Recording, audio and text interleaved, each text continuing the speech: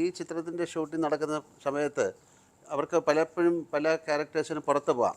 അവർക്ക് റൂമിൽ പോയിരിക്കാം, അല്ലെങ്കിൽ അവർക്ക് റെസ്റ്റ് എടുക്കാം. പക്ഷെ അവരാരും പോകാതെ അതിൻ്റെ അകത്ത് ഇരുന്നു എന്നുള്ളത് കാര്യം. അത്രയും ഇൻട്രസ്റ്റിംഗ് ആയിരുന്നു ഇതിൻ്റെ വാദം. കാര്യം ഒന്നാമത് ഈ ബാക്കി പലർക്കും ഇതിൻ്റെ കഥ അറിയില്ല. വളരെ ഇപ്പോൾ ഇവർക്കൊക്കെ അറിയാം, അല്ലെങ്കിൽ ബാക്കി സാക്ഷികളായിട്ട് വന്നിരിക്കുന്നവർക്ക് അല്ലെങ്കിൽ അവിടെ ഇരിക്കുന്നവർക്കൊന്നും കഥ, പക്ഷെ അവർക്ക് ഇത് എന്താണെന്ന് അറിയണം.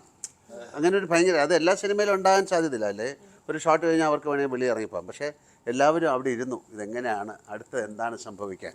അപ്പോൾ ആ ഒരു ആങ്സൈറ്റി പ്രേക്ഷകരിലേക്ക് വരും എന്നാണ് ഞങ്ങളുടെ ധാരണ. ഈ വാദവും പ്രതിവാദവും ഒക്കെ പ്രേക്ഷകർക്ക് രസകരമായിരിക്കും. ഇല്ല, അതെല്ലാം നമുക്ക് ഒറിജിനലായിട്ട് നമ്മളിപ്പോൾ കോടതിയിൽ എന്നോട് ഒരു ദിവസം ഇങ്ങനെ നമ്മളെ സ്പീക്കർ ഷംസീർ പറയുണ്ടായി, ഈ ഒരു മർഡർ കേസ് വാദിക്കാൻ രാമപിള്ള സാർ തലശ്ശേരി വന്നു. അപ്പോൾ ഈ സാക്ഷിയെ ഇങ്ങനെ സംസാരിച്ച് ഇങ്ങനെ കൊണ്ടുപോയിട്ട് പെട്ടെന്ന് ഒരു സ്ഥലത്ത് വരുമ്പോൾ ഈ സാക്ഷിയെ ഒരു മലത്തി ഒരു അടിയടിക്കും. അപ്പോൾ അതുവരെ ഇയാൾ പറഞ്ഞതെല്ലാം കള്ളമാണെന്ന് പ്രൂവ് ചെയ്യുന്ന ഒരു അഡ്വക്കേറ്റിൻ്റെ ഒരു മിടുക്കുണ്ട്. ഇത് ഞാൻ പറഞ്ഞു കേട്ടു. അതൊക്കെ നമുക്ക് ഈ അതാണ് നമ്മൾ പറഞ്ഞത്, ഞാൻ ആ സാക്ഷിയെ കൂട്ടിക്കയറ്റിയെന്ന് പറയുന്നത്. ആ സാക്ഷിയെ വിസ്തരിക്കുന്ന സമയത്ത് ആ ലേഡിയെ കൈകാര്യം ചെയ്യുന്നൊരു രീതിയുണ്ട്. അവരുടെ ആ റിയാക്ഷനൊക്കെ നമുക്ക് വളരെ അത് ഈ പറഞ്ഞ കണക്ക് ഷൂട്ടിംഗ് ഇല്ലാത്തപ്പോൾ നമ്മളവിടെ ക്യാമറ നമ്മുടെ നേരെയല്ല വെച്ചേക്കുന്നത്, അങ്ങോട്ടാണ് വെച്ചത്.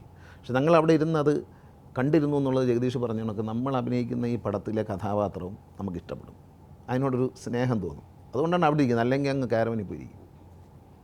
അവിടെ ഇരിക്കുന്നത് എന്താണെന്ന് വെച്ചാൽ നമുക്ക് മൊത്തത്തിൽ ഈ ഒരു കഥയും ഇതിൻ്റെ രീതികളും അതിൻ്റെ ഒരു എടുപ്പും അതിൻ്റെ ഒരു അറ്റ്മോസ്ഫിയറും പ്രൊഡ്യൂസറുടെ ഭാഗത്തു നിന്നുള്ള സഹകരണം ഡയറക്ടറുടെ ഹാൻഡ്ലിങ് എല്ലാം കൂടെ നമ്മുടേതാണെന്നൊരു തോന്നലുണ്ടാവില്ലേ. അതുകൊണ്ടാണ് അവിടെ ഇരിക്കുന്നത്. ജഗദീഷ് പറഞ്ഞാൽ വളരെ ശരിയാണ്. അതുകൊണ്ടാണ് അവിടെ ഇരിക്കുന്നത്. അല്ലെങ്കിൽ ഓരോരുത്തരും ഓരോരോ വഴിക്ക് എണീച്ച് പോകും. അതേപോലെ ഈ ജഡ്ജൊക്കെ കയറി വരുമ്പോൾ നമുക്ക് റിയലി ഒരു ഫീലിംഗ് ഉണ്ട്, ജഡ്ജ് കയറി വരികയാണെന്ന്.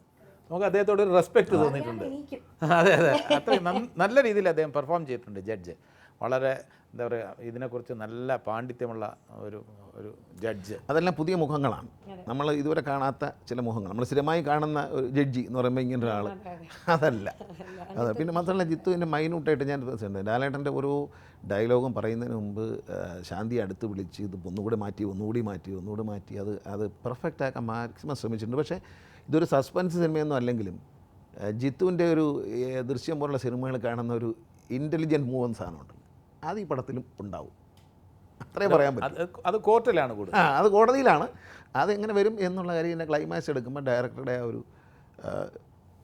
ജിത്തു ചെയ്യാറുള്ള സസ്പെൻസ് ഒന്നുമല്ല ഒരു സസ്പെൻസും ഇല്ല പടത്തിൽ. 10 മിനിറ്റ് കഴിയുമ്പോൾ പ്രതിയെ പിടിച്ചു.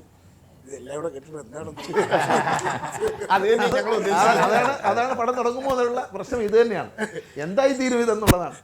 എങ്ങനെ ഇതൊരു കരയ്ക്ക് അടുപ്പിക്കും. ഒരു കാര്യം പ്രേക്ഷകർ ഇപ്പൊ കണ്ടുകൊണ്ടിരിക്കുമ്പോൾ ഇപ്പൊ വിജയമോഹൻ എന്ന് പറയുന്ന ക്യാരക്ടർ ചോദിക്കുന്ന ചോദ്യങ്ങൾ, ഡിഫൻസ് ഭാഗം ആ അഭിഭാഷകൻ ഒരു സാക്ഷിയോട് ചോദിക്കുന്ന ചോദ്യങ്ങൾ വളരെ ശ്രദ്ധിച്ചിരിക്കേണ്ടി വരും.